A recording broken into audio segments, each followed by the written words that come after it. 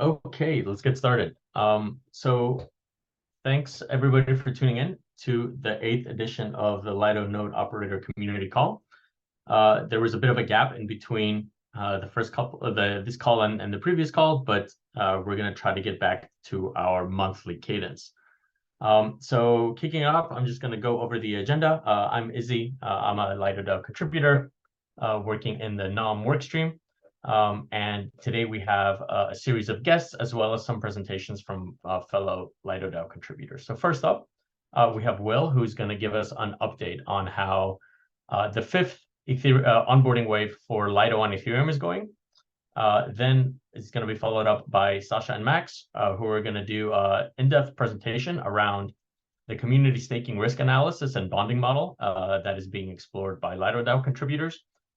Then we have a presentation by Lucas from Nethermind that's going to tell us about the Nethermind execution layer, changes that have been made in the last couple of months, and things to look forward to in the future. And rounding it off, we're going to have Justin Drake from the Ethereum Foundation that's going to tell us about MEV Burn. So Will, please take it away and tell us about Lido on Ethereum Wave 5. Sounds good. Thanks, Izzy. As Izzy mentioned, I'm Will. I'm a contributor to the Node Operator Management Workstream at Lido DAO, and I'll be talking about the fifth onboarding round. So as a reminder, this onboarding round is being run in two stages.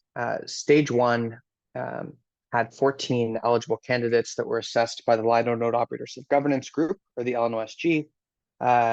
And these candidates basically were all return applicants to the Lido on Ethereum onboarding process that had previously been assessed high scores by the Lido Node Operators of Governance Group in prior onboarding rounds. So the LNOSG has suggested 2 of these node operators to the Lido DAO for onboarding onto the protocol. These are Launch Nodes and Sensei Node. There's currently a snapshot vote that is pending that closes on Thursday of this week. So if you've not voted, feel free to do so. And also feel free to participate in the discussion on the Lido research forums regarding these 2 node operators. Over the past week or so, optimistic onboarding and testnet activities are starting to begin. So currently there is a process of collecting basically contact information, understanding the policies and procedures related to running validators for the Lido protocol on Ethereum. And this will continue over the next few weeks until there's an on-chain vote. Assuming that performance is solid and there's no issues, then mainnet onboarding is tentatively planned for these 2 operators by mid-August. For the second stage of the onboarding round, there's an additional 114 applicants that need to be reviewed. So in total, there's 116 applications that were received for the Wave 5 onboarding round. The evaluation for these next 114 applications and for stage 2 overall is tentatively planned for the final week of August. So if you have applied to the onboarding round, expect to hear from the non-contributor workstream in the next week or so, basically following up if there's any additional information required. In some cases, potentially having follow-up calls. In other cases, basically just an update saying that the information that was received is sufficient to be evaluated. This process will continue through the month of August, and additional details will come with the emails that you've provided and applied with. So during the stage 1 LNOSG evaluation round, the initial discussion between the participants suggested that a total suggested shortlist to the DAO of 7 to 9 new node operators would be proposed. This is across both stage 1 and stage 2. Important to remember that the Lido DAO has the potential to approve new modules to be added to the protocol overall over the next 12 to 18 months, where additional node operators will have the opportunity to participate. But in general, again, this is just a suggestion from the LNOSG. So feel free to join the discussion in the onboarding round thread that's live on the Lido research forums. Assuming all these timelines hold, mainnet onboarding is tentatively expected by mid-September, meaning that whatever the new number of node operators that the DAO decides to onboard to the protocol, all should be running mainnet validators by the end of September. So with that, keep it fairly tight, but happy to take questions if there are any. But again, encourage you to go to the Lido research forums to join the discussion there. Thanks. So I'm keeping an eye on the chat in Zoom and on YouTube. I don't see any questions. And since we are trying to stay on schedule this time, I think we'll just move on to the next segment. So Sasha and Max, can you please present your analysis on risk assessment for community staking? Yep, sure. Hey everyone, I'm Sasha, a Lido contributor working on the community staking work stream as a product manager. The second section of our today's call is supposed to be about the permissionless bond analysis. But firstly, it's worth providing a bit more context why we're going to talk about such kind of things. So, several months ago, we have presented the Community Validation Manifesto, where the Lido contributors gathered a common understanding of why solo staking matters and what we want to achieve as Lido contributors on our way of evolving the Lido node operator and validator set. Within these goals, outlined in this document, we have committed to increase the number of independent node operators and to lower the barriers to becoming a node operator. Since those days, when we established this manifesto, a lot of work has been done. And the most significant milestone was the deployment of the staking router smart contract, which basically opens up the opportunity to modularize the Lido validator set. And it means that the Lido DAO can switch from the monolithic node operator set structure to the modular one. So that's why we started working on the development of different modules, which aim to onboard new node operators. But if we do a step back and look at these goals once again, we can see that there is a small note that these goals must be achieved without compromising on quality. And it means that while increasing the number of independent node operators, we must always think about risks and implement such mechanisms of risk mitigation that remain the overall protocol stable and secure. And I myself can say that it requires a lot of effort. So bonds and DVT are considered as crucial risk mitigation mechanisms in permissionless staking solution. They can be combined in various ways within different modules. For instance, a module might utilize the bonds without DVT, or it can be a combination of bonds and DVT, or whatever. And the most interesting fact about bonds is that the required amount of bond should be enough to cover the risks for the Lido stakers.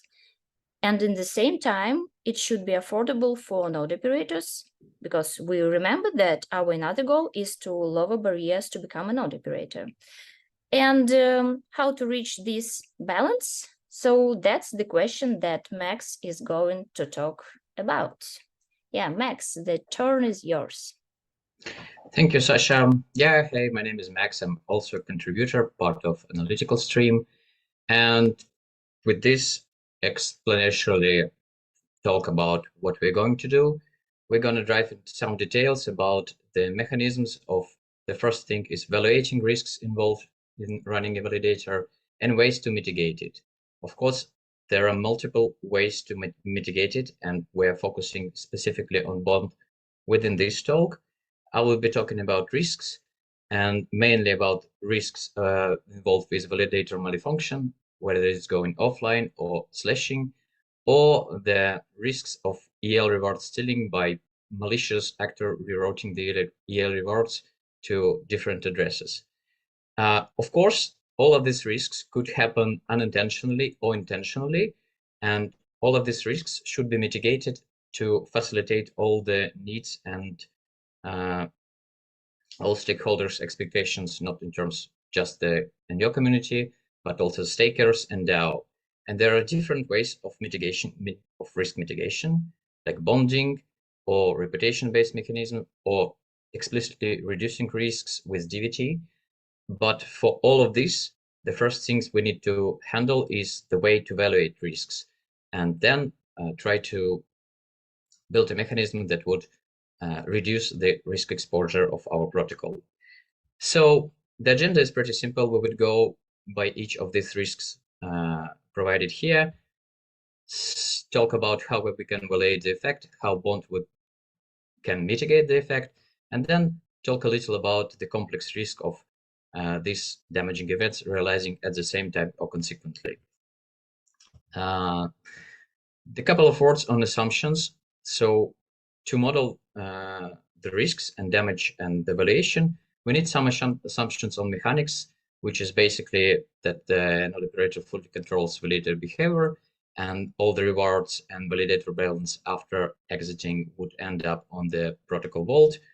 And we need a crucial assumption that at some point in the future, there would be technology providing smart contract triggerable exits, which is more of an reality now, but still not within the spec.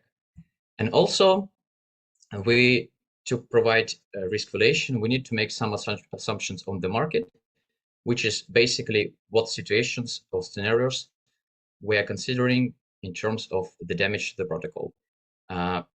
During the whole this presentation, we will be using risk averse approach, which is basically could be formulated as taking numbers representing as much damage as possible. And for market assumptions, the most crucial parts are the level of tail rewards and the level of yield rewards, which we've taken to some generous numbers, and also yield reward structure, which impacts the amount of risk damage that could be provided. And for our approach, we used the assumption on consistent nature of the yield reward structures in terms of distribution and median values. Going straight forward to the risks provided above, the first in validator going offline for some time. There is some assumptions should be made. The period of offline, the APR on consensus layer, and NPR on execution layer. And basically what we are presenting right now is a framework that can put these assumptions to the numbers of possible effect on the protocol. For validator going offline, there is a part of missed rewards, the rewards that the validator didn't get through this time, and it's basically validator balance multiplied by period, multiplied by APR on CL on EL, and penalties that is accumulated on this level, which could be measured as missed rewards on consensus layer multiplied by 3/4. The gist behind this coefficient is the structure of penalties. They are going for sync committed, not going for proposal, not for all the attestations. More precise number giving the whole spec is 65%, but adding up a little bit more on this is based on the risk averse approach with penalties, for example, for sync committed being like exactly the same as missed rewards. Applying this pretty basic calculation, we could end up with some amount of ETH that protocol didn't get as a result of this risk realization. This is important to mention as the penalties is straightforward decreasing the amount of ETH within the protocol and validators, and missed rewards is something that didn't landed comparing with situation when validator ran as usual. And transferring this risk is another option. It could be compensated by the bond as a whole. It could be compensated by the bond, for example, on a penalties part, and for missed rewards could be shared between all the participants. Again, this is the framework just to assess the numbers. The decisions on how this risk will be transferred or handled is the next step on this research. But getting the number is a crucial part to this. For the slashing thing, the situation is a little bit more complicated. Again, we need some assumptions. For this, it's exit period for the validators getting slashed. We don't need forced exits here, as it would be exited by the beacon chain itself, but it could be a line, a queue on exits that will lengthen the time that it would be not generating rewards and getting penalties. Also, some assumptions on APR. The logic on missed rewards is basically the same with the different exit period. The logic on penalties is quite simple. There is initial penalty, there is attestation penalties for being offline. during the validator exit. Never mind, it's offline and not, it would still get the penalties. And midterm or correlation penalty is a little bit trickier. There is a formula here, but the basic logic behind this formula is again simple. For each 1% of network slashing at the time of midterm penalties, 3% of validator balance would be slashed as correlation penalty within the integer mathematics behind that means rounding down to nearest integer. The idea here is, as a correlation penalty, you can get as high as possible in terms of the validator rewards, but building additional assumption on the amount of network that is slashing at this moment, we could limit this risk. For example, if no more than 3.13% of network is in ongoing slashing, the correlation penalty wouldn't exceed 2 ETH because of this math with multiplied by 3. So the framework here adds additional assumption on which risks in terms of the ongoing slashings within the network we are trying to protect for, and we are trying to transfer the risk on the bond. And for this particular example, this would be 3.79 ETH.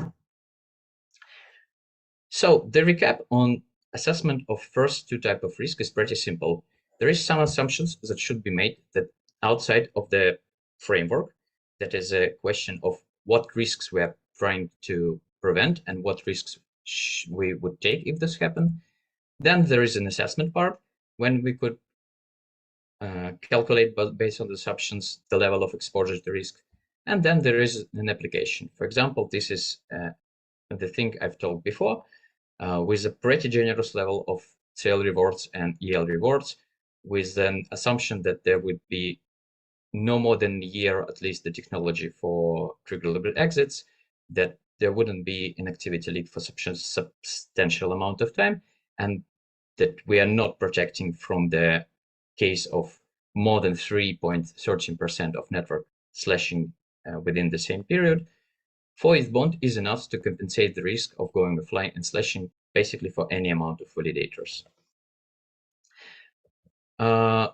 Going next for the third type of risk, which is quite interesting in terms of this approach, the possibility for changing recipient address and basically stealing yearly rewards brings up a tough question. First of all, and the major difference is Yale stealing is directly incentivized. If you are trying to slash your validator or going offline, you don't get the rewards. It's basically rewards missing and damaging the ETH. For this situation, Yale stealing is an opportunity for malicious actor to perform this attack and get more rewards that he's risking.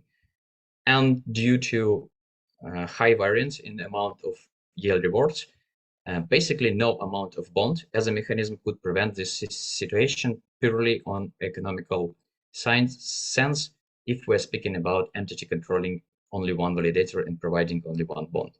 As like if we have the block worth 400 ETH, like no 4, no 16, no 32 bond would economically prevent the actor from stealing it and losing its bond. But the good news are pretty simple, which could be formulated like that.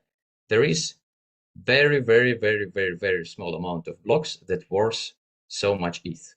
For example, only 0.28% of the blocks worth more than 4 ETH. And if we assume the worst case scenario, and when all the actors act maliciously and steal them, the amount of blocks subjected to this attack is pretty low, but the amount of cumulative EL rewards is pretty high. If this 0.25 of blocks would be stolen, we would lose as a protocol basically 25.8% of all EL rewards, which would be socialized on all the stakers. So we couldn't, with no amount of bond, prevent this situation, but we could limit it. And the basic idea is the more bond we have, the less effect on EL rewards, supposing that all of the actors would be acting purely economically malicious, stealing the bond stealing the EL if they face the block that worth more value than bond they provided. It could be combined with within this graph, which is basically the more bond you have, the less decrease in EL rewards we would observe in this situation. But there is a significant element of chance within this model that is inherited from that significant variance of EL. The basic gist here is simple. What if we would face more high-worthy in terms of EL blocks through the year, and hence more intentions for actors to steal the bond? For this case, the approach could be transformed a little, basically adding multiple dimensions of simulations and selecting some quantile, again using the risk-averse approach, in which we get the worst luck in terms of 90% of confidence interval. We get the worst luck on actor behavior in terms of everybody who can steal economically, who can steal getting more ETH than the bond provided would do this, and create this basic curve which transforms to which amount of EL rewards would be stolen for different levels of bond.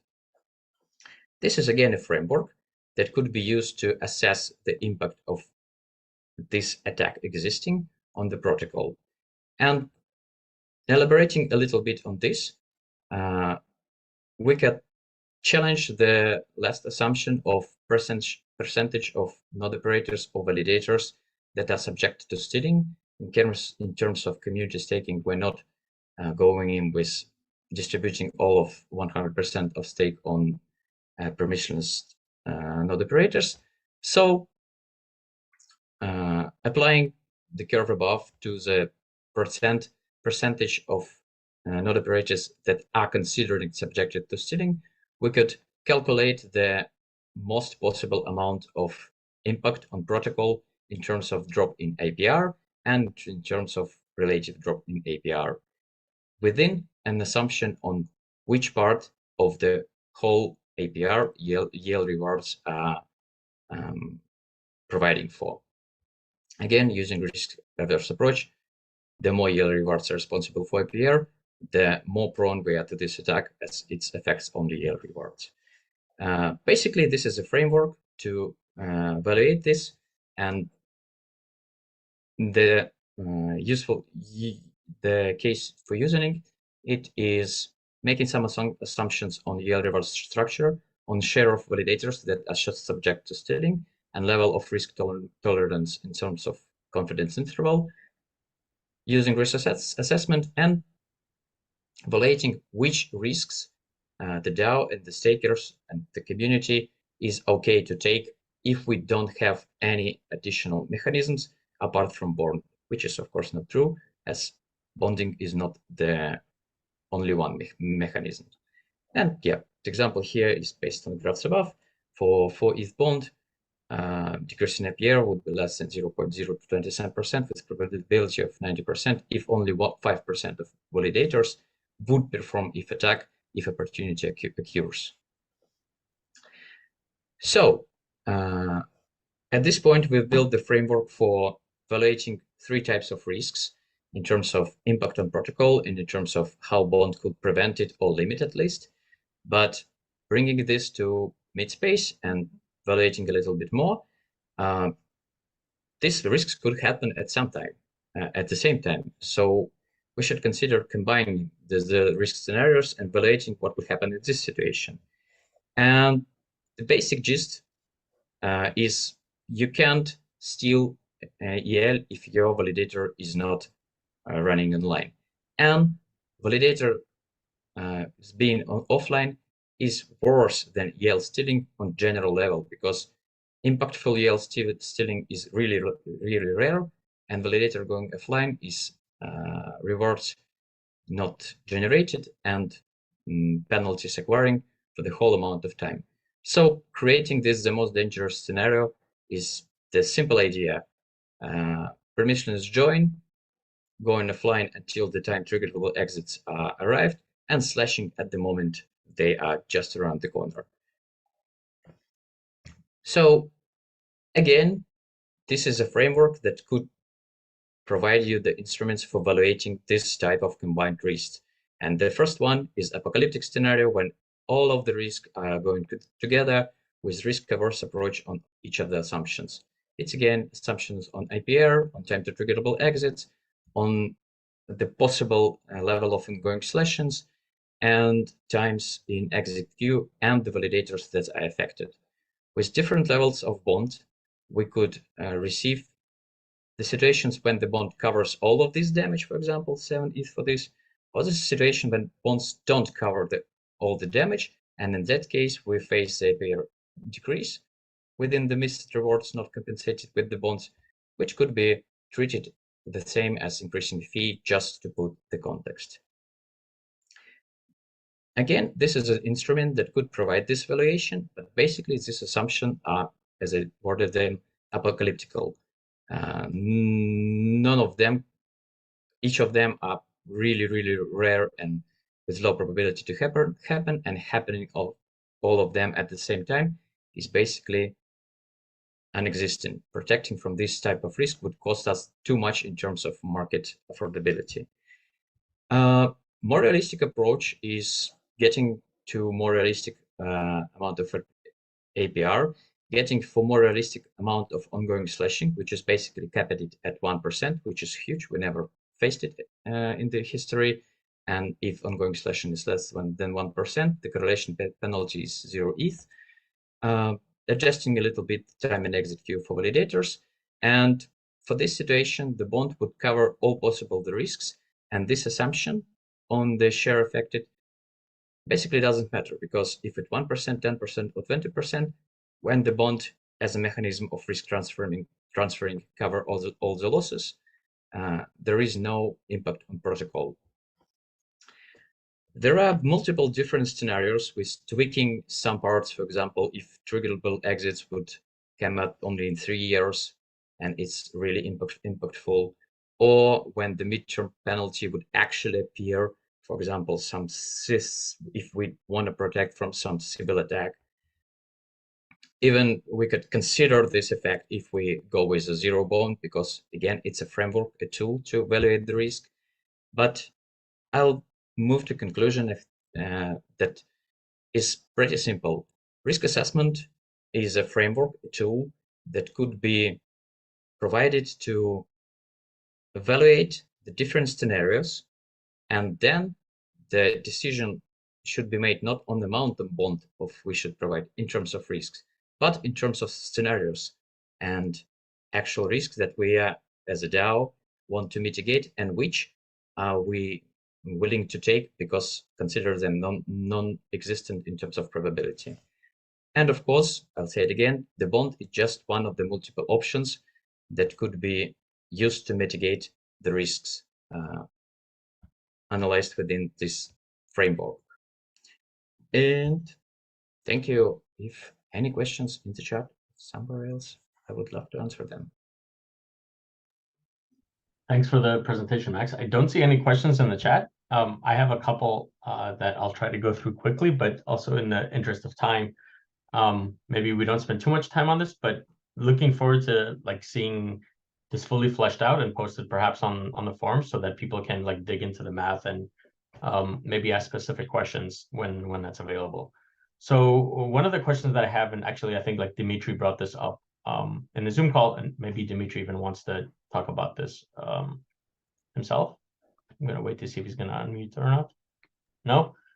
Yeah, Right. Here I am. So the important addition here is that the risk assessment is done in the assumption that each validator has its own bond, and there is no connection between validators.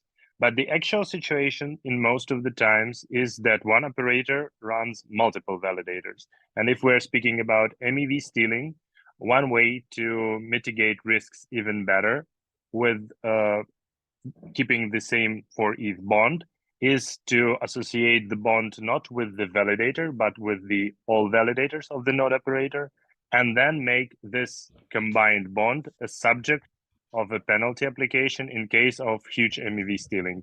In this case, we are like assuming that the node operator has, let's say, 10 validators, we will have 40 ETH bond. And in this case covers like literally 99.9% of the scenarios. Yeah, so that's my 0.99. addition here. Yeah. Yeah, absolutely true. And like you're completely true. One side I would add a bit, like piling up together all the bonds, not only the way for DAO to like build new level of risk protection, but also could be used to lower the entry limit, because if the DAO is more protected against the risks, with some technology like piling up different bonds for node operator, we could lower the bond per one validator, because we could like share some of this risk premium of doing this, requiring less capital to for protection of the stakers. So it's technology that's good for everyone, basically. Yeah. So Torsten, in response to your point, Dimitri brings up a good point, which is where if there's a node operator who is likely to steal, or like it's within their game theory strategy to potentially steal, why don't they just Sybil, i.e., pretend to be multiple node operators instead of being truthful, let's say, and grouping all of their validators under one entity. For sure. Yeah, And Max, keep up. I'm sorry. And that's the point, like I was talking about. If we have an incentive for the node operator to like show that he have 10 validators of 100 and could provide the bond in one pool that could be used for protection, we could lower the bond to incentivize this like kind of, I wouldn't say good, this risk-based behavior when there is no like intention for attack. And if there is an intention for attack, of course, it could be like one entity controlling 100 validators pretending to be 100 solo stakers. But for this situation, the bond would be higher, and different technologies, not in terms of bonding, could be applied to provide some incentivization against that behavior. Yeah, I think that nails it. And there's a bit of a difference of approach, I guess, that we're exploring. Like, do we do nonlinear bonding, or do we offer some sort of like performance bonus, let's say, if you've been successfully running validators for a large amount of validators, and large doesn't need to be hundreds, right? If you're a solo staker, it might be low tens or something like that, to incentivize operators to self-group, let's say, their validators. Yeah, definitely more carrot than stick, as Torsten says. So there's another comment in the chat, and this is the last one, and then we'll move on to Lucas and Nethermind. Large MEV profit isn't necessarily going to be captured by node operators in that sense. If the MEV takeaway is large enough that the attacker will set up their own validator set. So that's potentially true. So it's very possible that modules that allow for permissionless entry into Lido will basically may potentially be used by these actors, right, to increase their chances of landing a proposal. But that's why, in theory, you need at least a decent amount of bond to begin with. And it's also why the permissionless entry into the Lido operator sets is envisaged to occur through multiple channels and not just like a pure play solo staking module. So in DVT, depending on how you do cluster selection, it may be a little bit more difficult to get complete sibling, let's say, of the cluster, such that the operator could maliciously take over the proposals.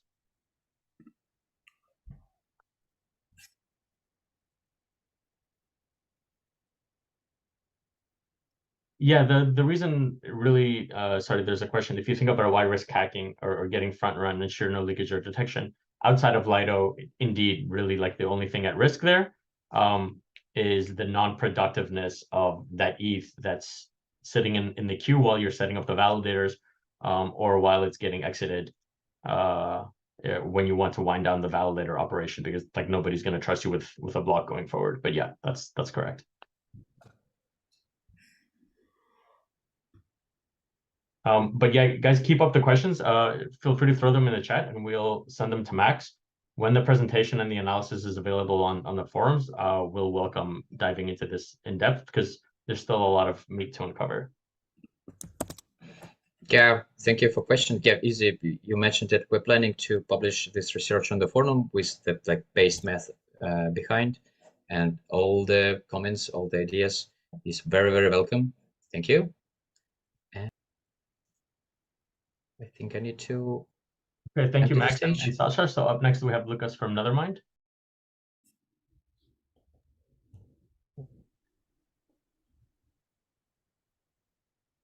Yes, I'm sharing the screen.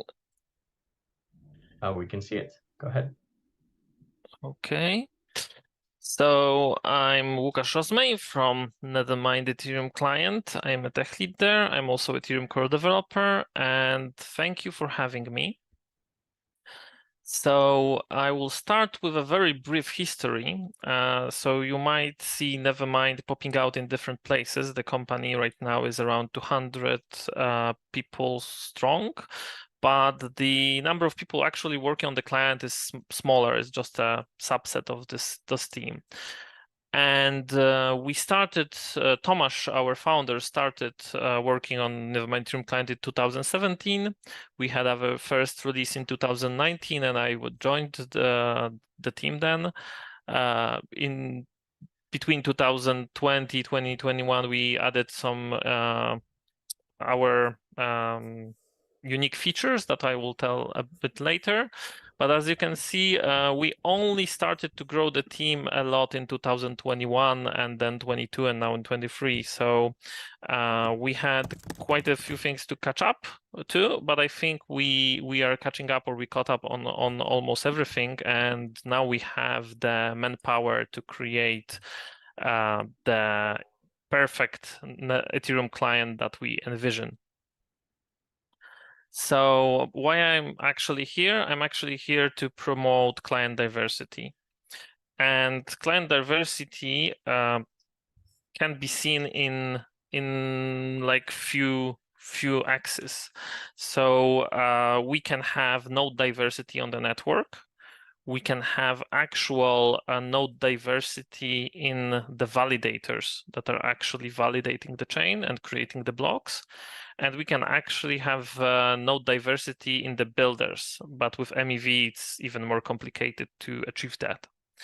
And why do we need this? So probably the most important one is the diversity of validators. So no one cares if we have diversity on the Ethereum nodes if all the validators run Geth, for example, right? They need to run Nevermind, Beth, or Aragon in order to have a proper client diversity. Why this is important, right? It reduces dependency on the Geth code base. So we don't want Geth to be Ethereum. We want Ethereum spec to be Ethereum, and everyone who implementing it doing the right thing there. So we have, so if we have a bug in one of the repositories, it won't affect the whole chain, right? That would be bad. Also, when we have a bug in bugs in some of the clients, it is very explicit. So, for example, if we have bugs in more than 1/3 of the clients of the network, then we would lose finality. But this is fine. This is okay. This is not fine. This is bad, but this is not catastrophic, right? If we lose finality, the chain actually is being informed that there is a problem. And for example, you know, we can stop trading only the risk tradings, right? Anyone who is averse to risk can, for example, stop trading during that time until the issues are solved. And there is also one interesting problem on the social layer. So if we have more clients, we also have more protocol client developers. And those protocol client developers are gatekeepers a bit to Ethereum evolution, right? So for example, we are deciding to some extent about which EAPs will be implemented for the next hard fork. And if you have multiple teams working there, you have less bias, right? Because if one team has some bias or prioritizes some things based on their own personal experience or personal beliefs, this now is more democratized process. So there are multiple things that we benefit from client diversity. The problem, like I said, is measuring client diversity. So in terms of node diversity, we have a decent measurement in ethernodes.org. And while this is a bit outdated image, GEF is around 50%, Nevermind is around 20-25%, and we have Aragon 10-15 and Bezu around 10% of the nodes. So the node diversity is looking decent. It's not great, but it's not bad right now. But like I said, the node diversity isn't the thing that we are most interested about. Is about validator diversity. And validator diversity isn't as great and it's really hard to track because we cannot really measure easily which validator runs which kind of node. It would be a privacy breach. We don't want even this data to gather this data. So the only way this is actually currently being done is by social channels, like running surveys and just talking to people. And I think there is not enough diversity in the validator space right now, and we need to improve it. And improving it is not only in, like, for example, Nethermind, Aragon, or Besu interests, but it's in the interest of the whole ecosystem of whole Ethereum.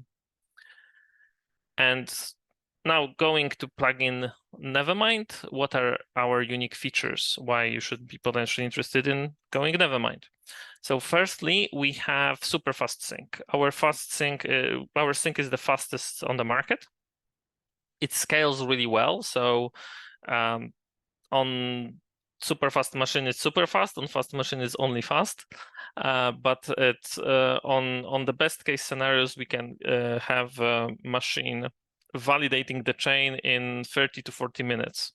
And in some cloud scenarios, this is the time to copy GEF database. So we can sync to the head of the chain in the similar time that people copy the GEF database from disk to disk. So it's something we boast about. Just to be aware, this is for the headers and state sync, which allows you to both create blocks and attest head of the chain. We still do sync bodies and receipts in the background. And it takes a few more hours, let's say 2 or 3 hours on a good machine. So just be aware that we have a different sync than probably any other node, and be aware of that. Full pruning. So we still use fairly straightforward yellow paper implementation of Ethereum state, and this causes that some garbage gets into the database from time to time. We cannot prune everything in memory. We have to save trees from time to time to the disk just to support restarts correctly, for example, or because our cache in memory is full and we need to dump it. So there is garbage aggregating in the database. It's similar in GEF, but we can clean it up thanks to our unique design without stopping the node.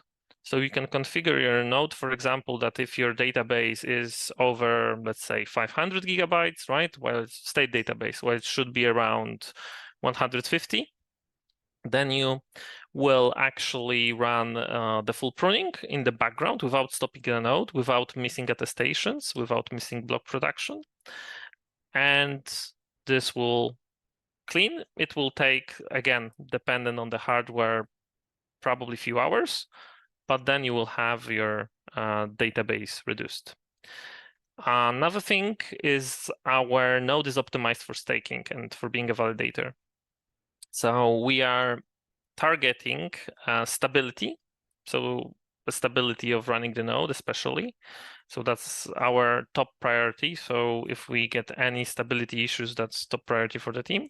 And the second top priority is attestation performance, right? We do not allow to degrade attestations. And on a fast NVMe drive, I've seen like getting 100% attestations. There is some problems on slower drives, and this is because our current state layout, but this will change. I will plug in that in one of the next slides. And one last thing that is fairly unique to Nethermind, and also quite completely unique feature, is plugins. So a lot of our own features are implemented as plugins, and plugins work in this way that they are loaded by the node into the same process and can have any functionality.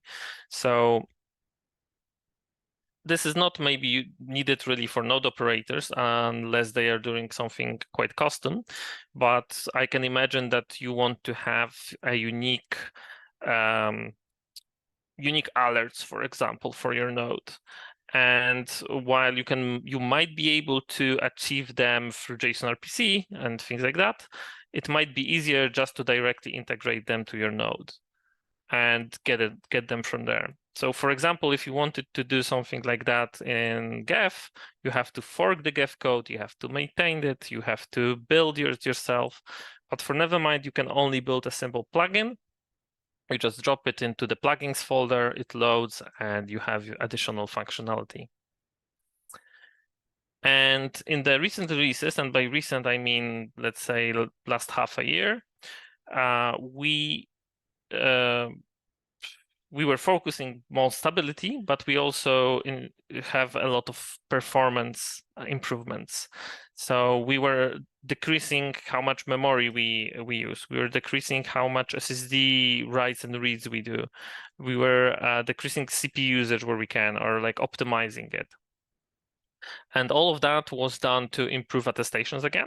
So like I said, attestations are most important. And from EL standpoint, attestations are connected to how long it would take for the node when it gets the new payload, new block, and when it says to the CL if it's valid or invalid. So this time is crucial. It's like the most important thing for attestation performance. And we also have this heavy processes that we can run in the background, right? Our old blocks and receipt syncs, as well as pruning, are quite heavy. And in the first or old implementations of that, they had big impact on attestations because they were using a lot of CPU, they were using a lot of SSD input output.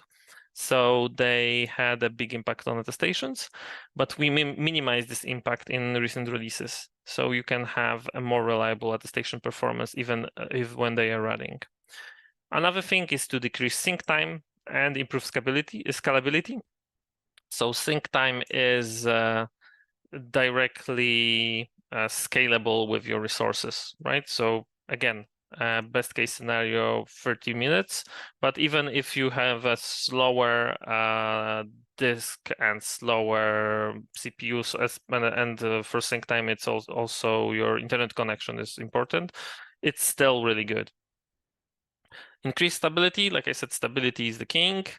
And in the last release, we improved the UX, and by UX, I mean our logs. So for a long time, we had quite dull, non-colored logs. Now we have colored logs. We removed a lot of non-important logs or collapsed them to some to only like a header instead of having a big statistic.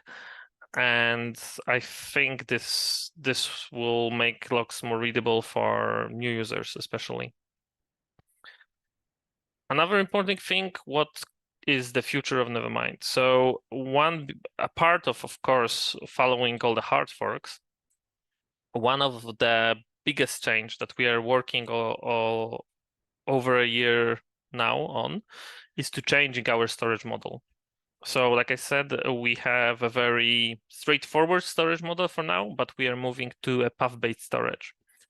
And it allows us to achieve few interesting things. So when Nethermind 2 will be released, with this new storage model, we will have no pruning.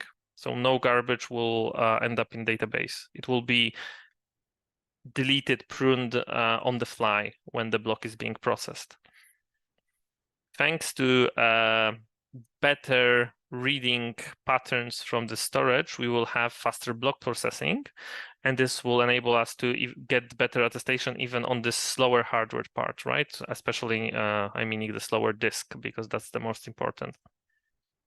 So just to give you an example from our profiling, when the block is being processed, currently 20% of the time is actually EVM execution, and 80% of the time is state access. And after this change, our first benchmarks are that now the state execution is 80% and the state access 20%. So the whole thing is a few times faster already. And we haven't really properly optimized the state execution yet because it wasn't worth it right now before we deliver that. We want to have less corruptions on state. So sometimes we have corruptions, but we want to fix them. And actually, we are also adding state recovery. So when we have corruptions, we want to have a more mechanism to recover from these corruptions.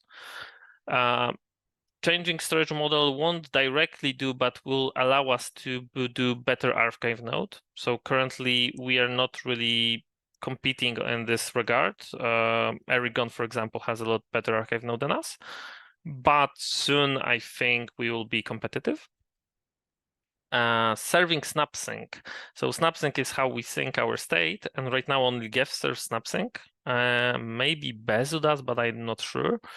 And after we change this state, because we need to be more performant there, we will start serving snap sync, which will increase client diversity on this level. And you will have also faster JSON RPC.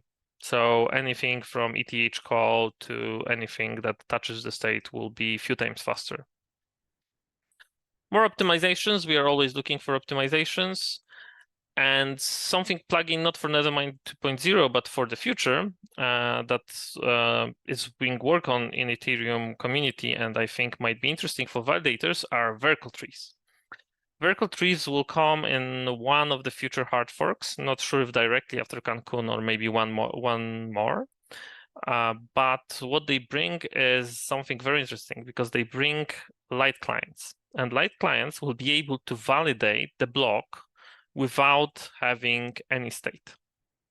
So imagine that you run a node and even without it syncing, it can validate the blocks. You can have a validator with almost no storage. And even if you want to download the state, because for example, you want to use JSON RPC, you can download in the background while attesting all the time during the sync. So you will have attestations from when you start the application, when you start the node. And Nethermind actually prototyped this, and it's live on, I think the devnet is called Clostine or something, the Verkle tree devnet. And yeah, we are the first there to do that. I want to also plug in a tool from our DevOps called Sedge. It's a one-click way of setting up your CL-EL pair, and it supports multiple ELs and multiple CLs, not only Nethermind, and multiple networks. So all the testnets too, and Gnosis chain. And we are really eager to hear your feedback. So tell us what you need, tell us what's good, tell us what's bad, what's not working. And I want to emphasize one thing, that in our Discord server, we have a client support channel. And every week there's a different Nethermind developer there working on the client that can help you with your problems, that will diagnose your problems, help you with your setup. So we try to leave no one behind, right? Every node counts. So if you would want to change, don't be afraid. We will try and help you however we can. And that's pretty much it. Maybe there will be some questions. Thank you, Lucas, for that overview. I'm looking in the YouTube chat right now. There's a question around when we might have gRPC support for Nethermind. So gRPC support is currently not prioritized, but we might start working on it in the next month. So it will probably take a few months to get there, but this is something we want to deliver, but it's less priority, for example, than the state redesign. Okay, understood. That's fair. One thing, if a few people ask, it will get bumped. So please, tell us what you need. If more people need gRPC, we will probably shift it in priorities. So spam the client support channel on Discord is what you're saying. Yeah, for multiple accounts. The more people there, the better in a certain way. So I guess that's how you get them in, right? Bait and switch. Yes. No, that's really cool, really cool. Yeah, and vertical tree support is something really, really cool to look forward to. And then potentially, being able to validate with much less state stored. In terms of the syncing model, I just had a really quick question. So like obviously you use a really different syncing paradigm. How soon can that EL client be used to actually produce blocks? Do you still need to sync the full state first? You need to sync full state, right? Okay. Because blocks are, to produce blocks, you need to actually access the state, right? And to get the actual state root. But like I said, it's 30 minutes on a very fast machine, 1 hour on a decently fast machine, 2 hours on a mediocre machine, right? So, and you can get there very quickly. Okay, and one last question before we jump into the world of MEV Burn. What is the testnet where vertical trees are being implemented and tried out? Somebody asked. I would have to look it up. Okay, no worries. If we can find it and we can send it in the chat. I will plug into a chat in a second. Awesome, thank you. Okay, thanks a lot, Lucas. Thank you. And up next, we have Justin Drake, who's going to be telling us about MEV Burn. Okay, hi everyone. So I guess this is the same presentation that I gave at EFCC, but the opportunity here is for you guys to interrupt me whenever you want and ask as many questions as you want. So yeah, I'm going to be talking about MEV Burn, and the way that I think about it and the way that I try to sell it to the general public is as the equivalent of EIP 1559, but for MEV. So the mental model that I have in mind is that there's 2 use cases for block space. The first one is inclusion of transactions. So you want your transactions to go on chain and to get confirmed. And then the other one is specifically the ordering of transactions. So for example, if you're at the very top of the block, you're special and you can collect all the arbitrage. And when there is a competition for inclusion, you get congestion, just like a road which is congested with traffic. And then when you have competition for ordering, you have contention. You have various transactions that are contending, for example, to be at the very top of the block. And it turns out that the block value is really the sum of both of these things. So on the one hand, you have the congestion fee, which EIP 1559 has really managed to capture very well, which varies over time. And then you have the contention value, I guess, which we traditionally call the MEV, which also varies over time, but can be much more spiky. Okay, and just like we have a burn mechanism for EIP with EIP 1559 for congestion, we can have a burn mechanism for contention as well. Okay, now what are the benefits of burning part of this block value? And it basically boils down to 2 things. When you're burning, one of the consequences is that you're actually smoothing the rewards. So as from the perspective of a validator, you get a smooth income from issuance, and then you kind of get this very bumpy income from being a proposer. And so by burning, the proposer rewards, you're left with the attester rewards, which are very, very smooth.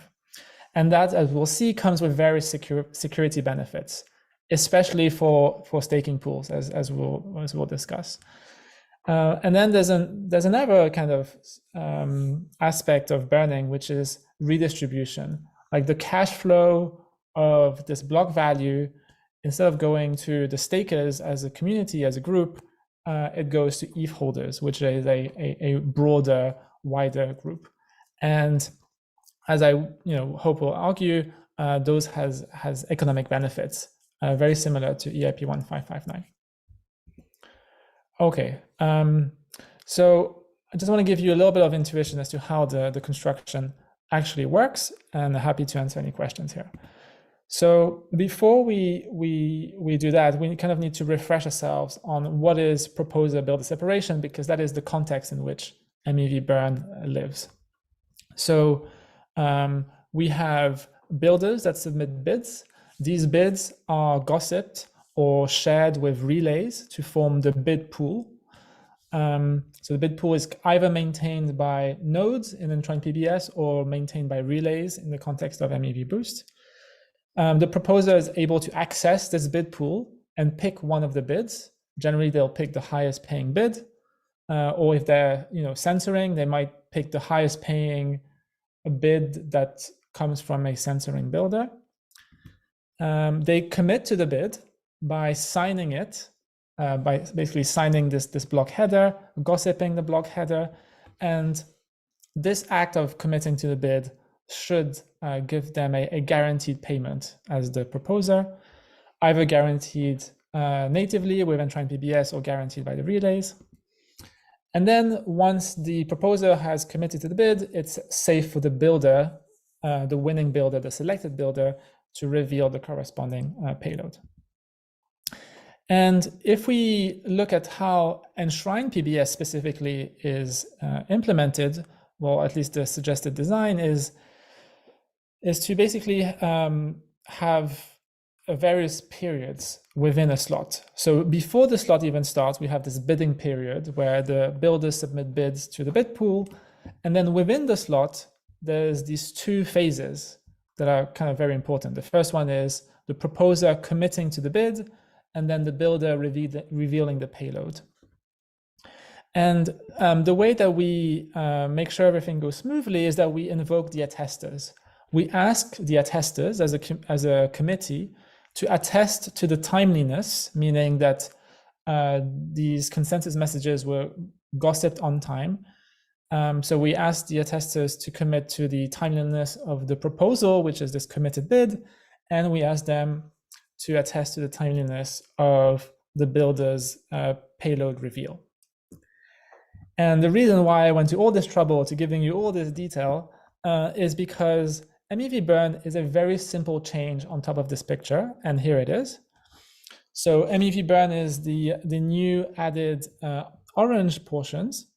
So basically asking these attesters to observe the so-called burn floor, which we'll talk about. It's basically the highest block value that was observed 2 seconds before the start of the slot. And then once they've observed this burn floor from the bid pool, they need to enforce the burn floor. So they basically need to make sure that the proposal that was selected by the proposer has value at least the burn floor. And then this burn floor will be value that will be burnt, just like EIP 1559 burns the base fee. Any questions so far? Because this slide is, I guess, pretty dense. So I have a couple, maybe just specifically on this slide. Yeah. The existence or the addition basically of a burn floor and this interaction between bidders and proposers going forward, does that increase the possibilities or potential for collusion around like where to set that floor? Right. So that's a very good and advanced question. Here's how I answer it. So one very important property of this is that the incentives for the builders don't change, right? The way that builders profit is they will generally capture the delta between the top builder that is winning the auction and the second best builder. The reason that doesn't change is because the only change is on the recipient side of things, on the proposer that's now no longer receiving the MEV because it's being burnt. Now, on the topic of collusion, you might ask, okay, can the proposer, along with the builders, all collude in order to deactivate the MEV burn? And my answer here is that it's strictly simpler for the builders to collude among themselves than it is for all the builders to collude among themselves and to collude with the proposer, right? Because there's like one more party involved, and so it's strictly more difficult to coordinate. Now, let's assume that the builders are all able to collude among themselves today. Well, it turns out that they can get all the MEV for themselves. And it's something that we're not seeing today, right? There's about 1,000 ETH of MEV that goes to proposers, and the builders don't seem to be colluding amongst each other. They seem to be competing against each other. And there's no reason why MEV Burn would change this, because as I mentioned, there's no change to the incentives from the perspective of the builders. Does that answer your question? Yeah, no, that does. So basically you're saying that like the solution space of what they could achieve by doing so is already here. This just narrows it and kind of adds the requirement to be able to collude also with another party, which is the proposers now, which doesn't exist in the current system. Yeah, exactly. And to be quite honest, I'm a little surprised that the builders are not colluding more amongst each other, because they're making a fairly small profit margin by competing, but they could be making most of the rewards for themselves if they were not giving it to the proposers. But that's a different story, yeah. I guess. But the corollary to this, to a certain extent, is that given that proposers are losing a lot of value, or at least marginal value per block, they might be more incentivized to become builders themselves and then therefore vertically integrate. And it's still like the same amount of parties that would need to collude like N, but in certain cases, these parties would be more vertically integrated, i.e. more centralized, and thereby kind of going around the whole point of PBS, which was to separate these actors in the block space ecosystem. So I don't think that's the case. And the reason is that if you have N builders, you just need one defecting builder for this mechanism to work. And if the proposer decides, okay, I want to vertically integrate and also become a builder, now you have N+1 builders. And if you can have 1 out of N builders, defecting, then certainly you can have 1 out of N+1 builders defecting. So I don't think that changes things. I think that's a good answer, and I hope it's true. Let's not stay on this for too long. Let's keep going. Okay, yeah, it is a very advanced question. Okay, moving on. So what is the definition of the burn floor? Basically, it's going to be the maximum over all bids that are 2 seconds early. And by 2 seconds early, I mean bids that came 2 seconds before the start of the slot. And we're going to be trying to maximize the transaction base fees, which is known as EIP 1559 base fees, and this new thing, which is a block base fee. So every block will itself have a base fee at the block level, and it will be basically the bid value from the builders that they get from MEV. Okay, so that was the construction. It's fairly simple, and I guess the whole rest of the talk is around the benefits of EIP 15 of MEV Burn. And the benefits fall into 3 categories. One is that we're enshrining infrastructure, and by doing so, we're providing a little bit more structure, a little bit more rigor to the bid pool and things like that. And that out of the bat is going to have some advantages. We also have advantages from smoothing the rewards, as I mentioned in the introduction. And we're also going to have benefits from redistributing the cash flows from the stakers to the ETH holders. Okay, so let's talk about advantages from enshrining. One of the cool things that we will get is very similar to the base fee for congestion, which provides an oracle, an on-chain oracle that can be used by smart contracts.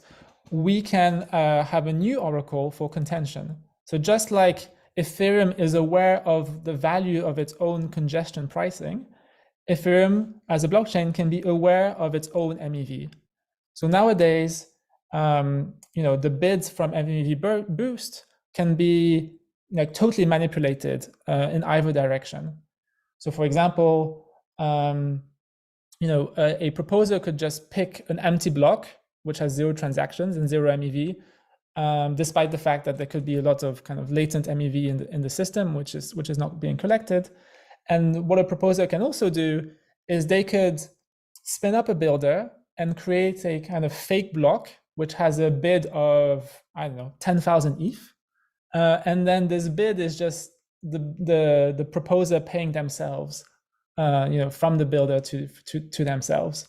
And they can artificially make these high bids.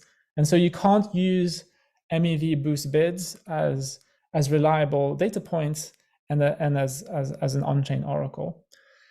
And I guess another advantage of enshrining is that you're also making ETH for the asset more of a unit of account within Ethereum. So now not only do you have to pay for congestion-based fees in ETH, but you also have to pay or settle the MEV payment in ETH. Today, if you wanted to, you could pay searchers and builders using any currency you wanted. So it kind of enshrines things a little bit here. Another advantage is around the trustlessness of bidding. So once we have enshrined PBS, builders and proposers will have the option to use 2 separate bid pools. They can keep using the MEV Boost bid pool, or they can choose to use the enshrined PBS bid pool. And when we have MEV Burn, we're basically truly enshrining the enshrined PBS bid pool, and we're removing the option to use the MEV Boost bid pool. And the reason is that in order for the block to get included on chain, it must satisfy this burn floor, and so the proposers really need to be getting their bids from the enshrined PBS bid pool. Another advantage is around censorship. So today we effectively have 2 separate bid pools. We have a bid pool that is supplied by censoring builders, and we have a bid pool where all builders, whether or not they're censoring, are submitting. And some proposers have decided to only pick bids from the censored bid pool, and they're kind of pretending that the uncensored bid pool doesn't even exist. And so examples of this include Celsius, Jump Capital, and others. And what MEV Burn is doing is kind of forcing proposers to select bids from this unified bid pool. They can't discriminate between censored and uncensored because, again, they need to respect this burn floor, and that sometimes will mean that they have to pick an uncensored bid pool. And I've talked to a lot of the censoring proposers, and what they've told me is that really the only reason why they are censoring is because they can censor. And so if it was kind of technically impossible, or they have some form of plausible deniability or whatever it was, they wouldn't be censoring, because censoring is not fun. And MEV Burn really gives them this protection that they need, or possibly gives them the protection that they need in order to stop censoring. Another benefit around censorship is the costliness of censorship. So before EIP 1559, we had this notion of a transaction fee before we had the base fee and the tip. And if you wanted to censor a transaction, you would pay the full kind of opportunity cost of not including that transaction. So if someone was willing to pay, $10 for this transaction and you didn't include it, then you lost, $10 in opportunity cost. With EIP 1559, you're only losing the tip, and generally the tip is, much smaller than the base fee. So for example, right now the base fee might be 30 gwei per gas, and generally a tip of 1 gwei per gas is sufficient. So a 30x delta. And so the cost of censorship today is actually extremely small, because it means that you're ignoring a few transactions, but you're really at the end of the day just losing a few pennies of opportunity cost per transaction. What MEV Burn does is, because this burn floor is trying to maximize both the transaction base fees and the block base fees, we're returning to this model where the opportunity cost of censorship is the full transaction value.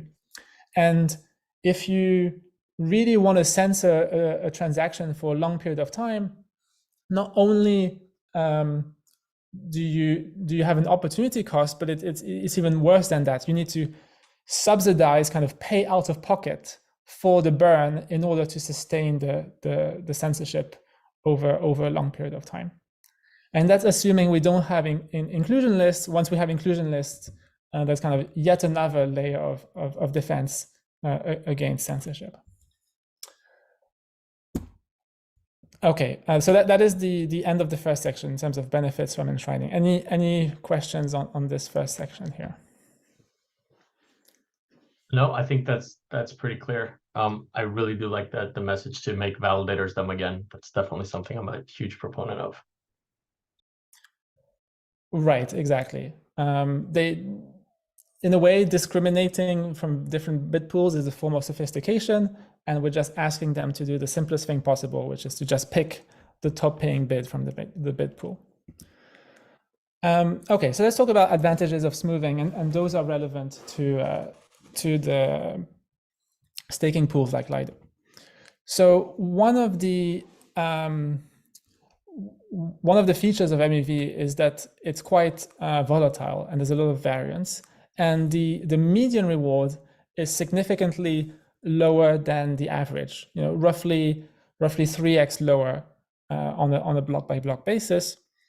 And there's some like big extremes. So for example, this block which Lido received, 691 ETH, is 12,000 times larger than the median. And so if you're a small validator, you're effectively playing a lottery game, where most of the time in a lottery, you'll lose your ticket. You buy a $1 ticket, and most of the time you're going to lose, but every once in a while you're going to win the jackpot and win this lottery. And this lottery mechanism is very similar to proof of work. And the economics, basically the fact that the median is lower than the average, is an incentive for the small players to pool in order to get access to the average return instead of the median. So if you look in proof of work, there's this kind of very staggering fact, which is that if you buy a mining rig, so for example, you spend, I don't know, $5,000 on a mining rig, more often than not, over the period of the lifetime of the mining rig, over the 5 years, you will mine 0 blocks. But you might get very, very lucky. You might mine 1 block, and you might make several times the value of your mining rig in this one time when you do win the lottery. And as we know, with Bitcoin proof of work, there's enormous amounts of pooling involved, and we don't want to have this forcing function for pooling. I guess it is to the advantage of Lido in this case, but it isn't not necessarily healthy. And so burning basically provides an alternative way to achieving this fairness of income, which doesn't involve pooling. Another problem with the spikiness of MEV is around stealing MEV, and DOSing is one such example, which I've illustrated here. So imagine that you have 3 proposals in a row, and each proposer is entitled to some MEV reward. And now let's assume that the last proposer is evil and has decided to DOS the previous two proposers. So what does that mean? It means that the previous two proposers are not going to receive their share of MEV. But it's even worse than that, because the last proposer is actually going to receive the MEV that the previous two proposers would due to receive. Because most of the time, if you have some MEV, it can be transferred to the next slot. And so here you see in this instance, the last proposer is able to triple their expected amount of MEV, but they could do this opportunistically when there's a very, very juicy slot. So if there's 1,000 ETH of MEV, they can decide to DOS the proposer so that if they're the next proposer, they will receive the 1,000 ETH, not the previous proposer. And once you have MEV burn, now you don't have these incentives to go attack proposers. And it turns out DOSing is just one example of the types of attacks. You can try and do Eclipse attacks at the peer-to-peer network level, and you can try and do these small reorgs as well. It can become quite adversarial. Another benefit of smoothing is that you're removing this, what I call rug pooling, which is basically rug pulling a staking pool itself. So in staking pools like Lido or Rocket Pool, you have the stakers that provide the ETH, and then you have operators that are trusted to do several things. And one of the things that the operator is trusted to do is to always redirect the MEV back to the stakers, back to some sort of smoothing pool. But there's instances where the operator is not incentivized to do that. The rational behavior in some instances is for the operator to take the MEV in a given slot and run away with it. And the reason is that operators are collateralized. So in the case of Lido, today they're collateralized with reputation, but in the future they might be collateralized with just financial assets. And whenever the slot MEV is greater than the total amount of collateral, they're incentivized to run away with the MEV instead of giving it to the staker. And I think as we try and distribute these staking pools and allow more and more types of operators to join in, this attack is going to become more and more of a design consideration. Okay, another aspect which I guess is relevant to Lido is whenever the staker, the operator receives toxic MEV. So the definition, at least my definition of toxic MEV, is MEV where there's a clear victim, a clear user that has lost money, as opposed to arbitrage, for example, which is just latent MEV. And so whenever there's toxic MEV, there's a dilemma. Should we return the MEV or should we not return the MEV? And it's a dilemma that is kind of quite rich in the sense that there's a legal question, there's a moral question, there's an accounting question, and so there may be a governance question. And I think Lido has received some requests, from victims to return the MEV, and my understanding is that the policy of Lido is to not be returning the MEV. And kind of one of the bad things is that if you try and be a very altruistic actor and you try and return MEV, you're actually putting yourself at a competitive disadvantage. And so in a way, all the good guys are being punished, whereas all the bad guys that never return the MEV kind of get prioritized economically. But there's a kind of a second flavor of this toxic MEV, which I call systemic MEV. Let's imagine that instead of a few hundred ETH of toxic MEV, we're talking about millions of ETH.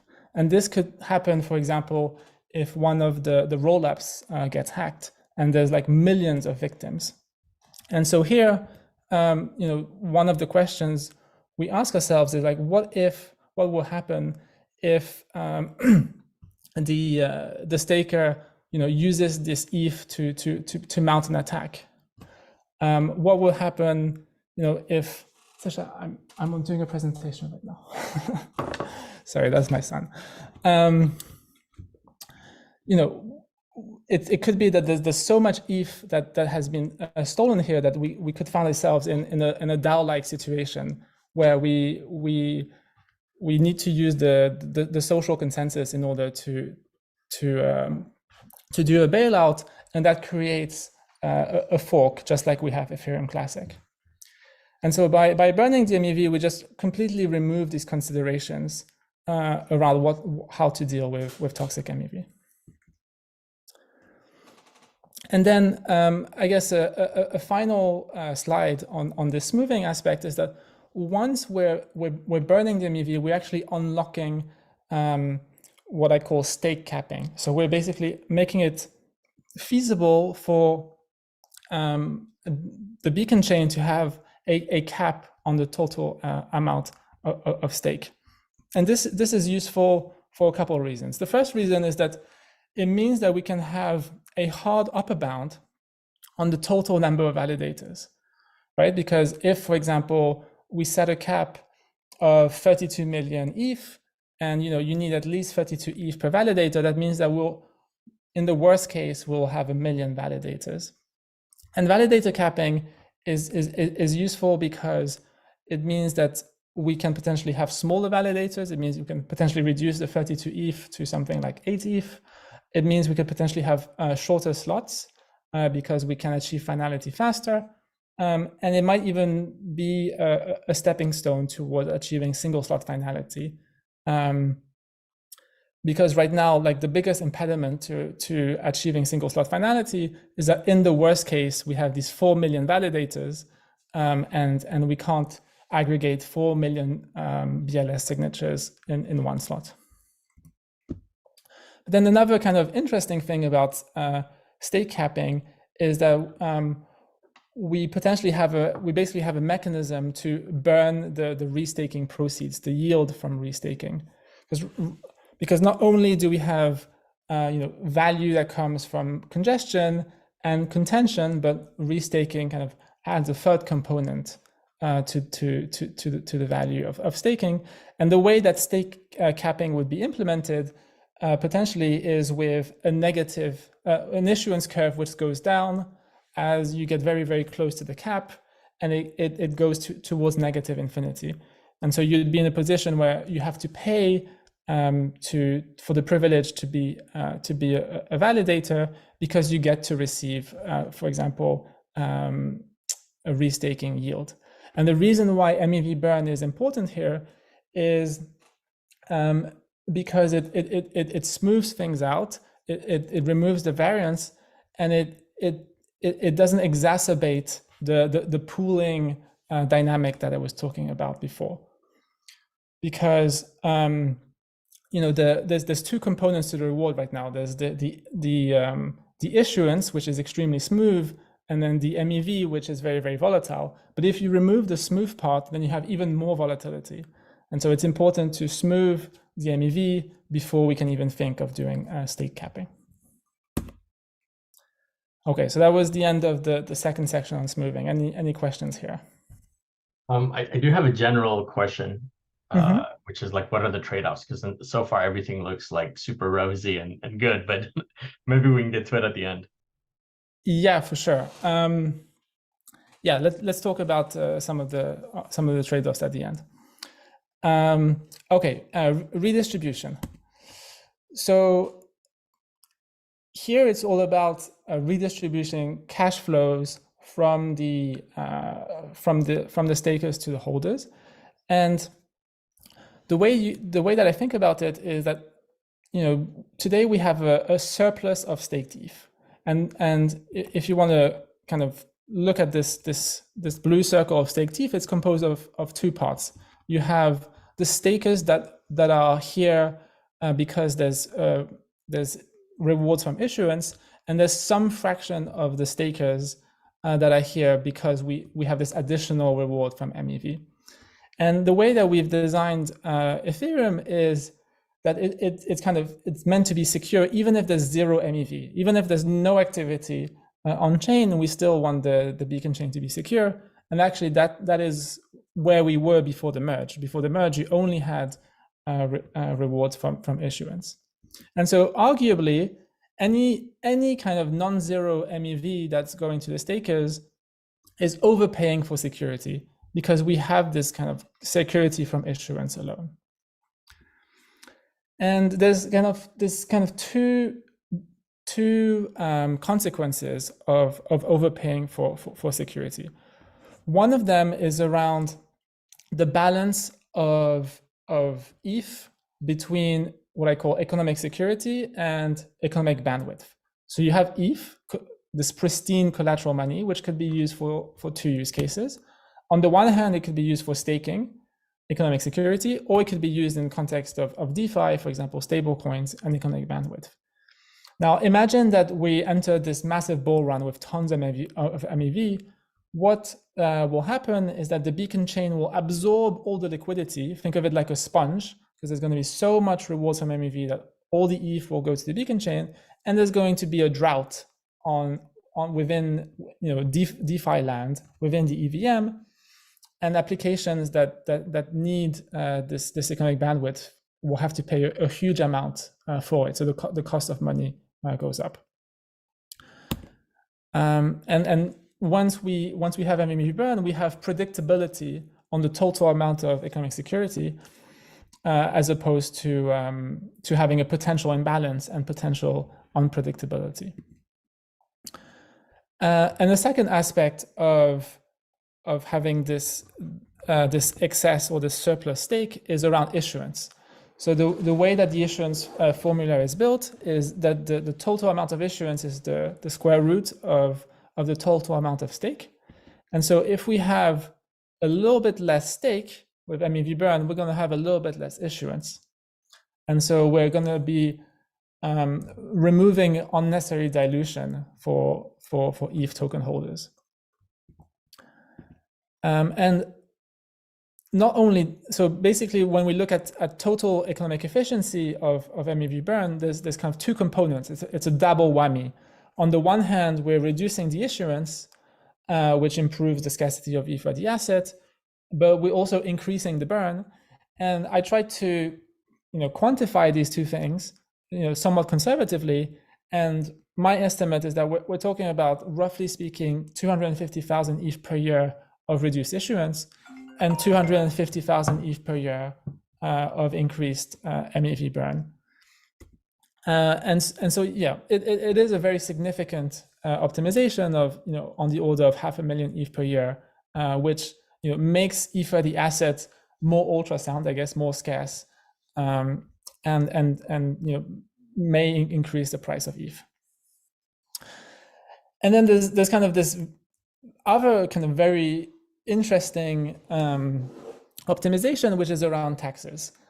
So if you imagine that you have a company and you have cash flows that you want to redistribute to your shareholders, there's like two preferred techniques. The first one is dividends, where you're basically giving dividends to the shareholders. But another technique, and this is what Apple is doing, is that they're buying back Apple shares and increasing the scarcity of total Apple shares and increasing the price of each share. And it turns out that dividends in most jurisdictions are taxed as income, whereas buybacks are taxed as capital gains because the price of your asset has gone up.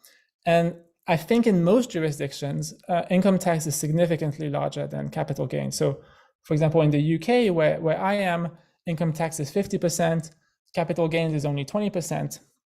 And so by moving to this different model of rewarding the actors within Ethereum, we're significantly reducing the sell pressure from taxes to nation states. And yeah, that's pretty much it. So yeah, happy to answer questions. Yeah, I think maybe if you can just go over like what are some of the main trade-offs of MEV Burn as a process, or in terms of like in general, it seems like it's a good thing in a lot of different respects. Right. One, it continues to kind of like isolate the responsibilities of these different actors in the block space and the block proposal ecosystem. It, especially in the last section, you kind of talked about the indirect benefits that it would have both at the network layer, like less people would run validators and there would be less validators overall. So that's great. But what kind of trade-offs or cons might there be? Right. So I've actually written an ETH research post where I go through like some of the considerations.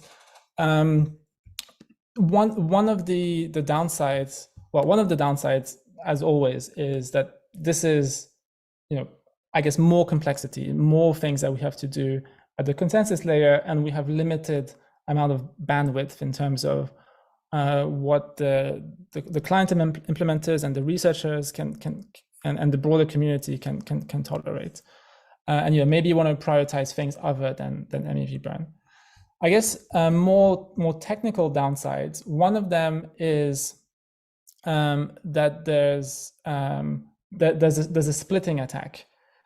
So it's a little technical, but basically what a proposer can do is they can, a malicious proposer can do is that they can try and pick a bid value such that half the attesters think that the bid value is above the burn floor, and half the attesters think the bid value is under the burn floor. And so they've kind of split the attesters into two groups, and that leads to chain instability. I guess the answer that I have to this is that proposers can already split the attesters into two groups using the timeliness of the proposal, right? So proposers are meant to propose within a certain threshold, and they can kind of propose just at the threshold such that half of the attesters see it as being on time and half the attesters see it being late. Another thing that I haven't talked about is that just like there would be a block base fee, there would also be a block tip. And the reason is that MEV burn is a partial burn. So I guess this is one of the downsides of the scheme, is that it's not perfect. And if we go back to the slide with the 2 seconds, basically any MEV that comes in the last 2 seconds won't get burnt. Instead, it will go to the proposer as it does today in the form of a tip. And so I guess there's two downsides here. Like, one of them is that really the benefits from MEV burn are qualitative as opposed to they're quantitative as opposed to qualitative, right? We're reducing the total amount of MEV by an order of magnitude, but we're not completely removing it. And so some of the attacks around MEV stealing, still to some extent do exist. And then the other downside is that there's an optimization game going on where the proposers are incentivized to try and guess what will be the burn floor in such a way that they pick the smallest burn floor possible and thereby maximize the tip. And the answer that I have here is very similar to the splitting attack, which is that this already exists today.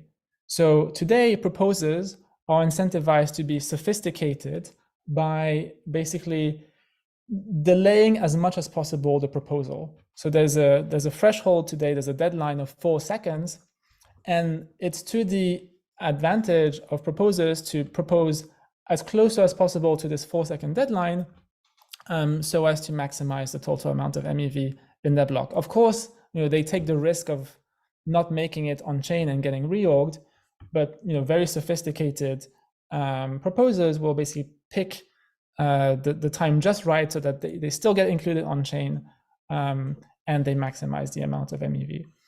So in a way, some of the downsides that already exist today, which are splitting attacks and optimization games, will still exist with MEV Burn, and just the nature of these things changes a little bit. One of the questions that I get a lot is around what is going to be the economic impact for validators, and I actually argue that this is very much beneficial for the stakers, and it's quite a subtle and argument, but let me try and make it for you guys. So one of the observations is that there's a cost of money associated with ETH. So once you have ETH and you lock it in a box, you're missing out on placing ETH in some other box, which might give you a yield. And so if we assume, for example, that the cost of money is some percentage, let's say 3% annualized, what we should expect when MEV Burn happens is for the yield to temporarily kind of tank, but then a bunch of validators to exit the system and to go get yield in other places where they get the full cost of money. And then over time, the APR of staking will go back to where it was, back to the 3%, let's say, as the total number of validators shrinks. And so on a per kind of validator basis, you'll get in the equilibrium the same APR. And so if you're making, let's say, 3% a year, which is about 1 ETH per 32 ETH validator, you're going to keep getting that in the equilibrium. Now, if you're thinking from the perspective of USD denominated returns, things actually get improve, because not only from an ETH denominated return standpoint, you've maintained your 3%, you've maintained your 1 ETH per year, but this 1 ETH will actually be worth more from a USD denominated standpoint, because the scarcity of ETH will have improved. Now, putting aside like this argument, there's various arguments. There's a couple arguments for why MEV Burn is better for some individual stakers. So one of them is around for the small stakers. Now they can benefit from the average returns as opposed to the median returns, and because the median is lower than the average, most small validators, almost all small validators, will be better off with MEV Burn. And then there's this second aspect around the taxes, whereby your tax bill will be significantly lower as a staker, and so again, you'll at the end of the day, net of taxes, you may be making greater returns. And another thing I guess I should say on the fact that the USD denominated returns is that stakers are huge ETH holders, right? You're getting 1 ETH per year, but you have 32 ETH of principal, and so the fact that your ETH will grow in value as an ETH holder should be to the benefit of stakers. All right, that was pretty extensive. Thank you. I see one last question in the chat. Max, maybe you want to ask it, and then we can wrap up. Yeah, for sure. So the question is pretty general in terms of the MEV. So there is a way of enforcing the efficiency of ETH by incentivize to find the transactions that generate the income, and then sharing this income with builders and with proposals. And with existing of MEV Burn, would it affect, or maybe not, the incentives for the bots finding the arbitrage opportunities to exist? because they like can be a bad way, but they're a good way in ways of making the market like better in terms of more efficient. Right. So I guess one interesting thing about MEV Burn is that it doesn't change the incentives upstream. So basically at the very beginning of PBS, the searchers, the builders, none of their incentive change. And the reason is that the searchers, the top searcher will make the delta between it and the second best searcher, and the same for the builders. The top builder will make the delta between it and the second best builder. I mean, one of the questions that I get is around, okay, are we basically forcing every single proposer to extract as much MEV as possible per slot? And isn't that bad, because it means that we're basically maximizing the amount of toxic MEV? And if you look at stakers like Vitalik, for example, Vitalik has decided to opt out from PBS altogether, and he's just building these very naive blocks that don't extract MEV from users. And I guess my answer to this is that once, like, toxic MEV in a way, at least some part of it is orthogonal. Is orthogonal to MEV Burn. So we have different solutions like encrypted mempools that remove the toxic MEV. And so MEV Burn really is about burning the excess MEV that isn't given back to the users. For example, with MEV share. So these encrypted mempools, not only do they prevent front running, but actually they facilitate back running. And facilitate the refund of any excess MEV back to the users. So in the end game, I expect that MEV Burn is really about burning the latent MEV from arbitrage, and not at all kind of changing the dynamics around maximizing toxic MEV, because there simply won't be any toxic MEV to extract from users. Now, I guess one question that I get a lot is around whether or not MEV Burn removes some of the sovereignty of proposers, right? Because now proposers, they must, select a bid which is above the burn floor, and that's like constraining. So, for example, it means that proposers can't self-build. So whatever Vitalik is doing today, he can't do it with MEV Burn. Basically, the answer that I have for this is that we have inclusion lists. An inclusion list is basically self-building. So how do inclusion lists work? Basically, as a proposer, I'm going to self-build this very simple block just by taking transactions from the mempool and ordering them by gas, just like what Vitalik is doing today. And then I'm going to submit this inclusion list to the next builder and basically force the next builder to include all of those transactions for the block to be valid. And so what that means is that if for example, I'm an altruistic proposer and I really, really care about censorship resistance, what I could do today with self-building, I can do tomorrow with inclusion lists. And then there's kind of this other use case that some people want is this idea of pre-confirmations. So they want to use, some users want to come up to have some sort of bilateral agreement with the proposer, some sort of promise that their transaction will be included in their block. And this is also something that can be done with inclusion lists. Basically, what the proposer can do is promise that they will include the user's transaction in their inclusion list, so that when their time comes, their transaction will make it on-chain. So inclusion list kind of gives you almost all of the sovereignty that proposers already have today. In particular, they give you sovereignty for censorship resistance and for pre-confirmations.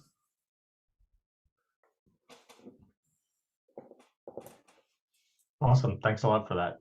So I mean, for inclusion lists, obviously that it's great both from a censorship resistance perspective and ensuring that block proposers at least get their chance to include any of the transactions that they themselves want.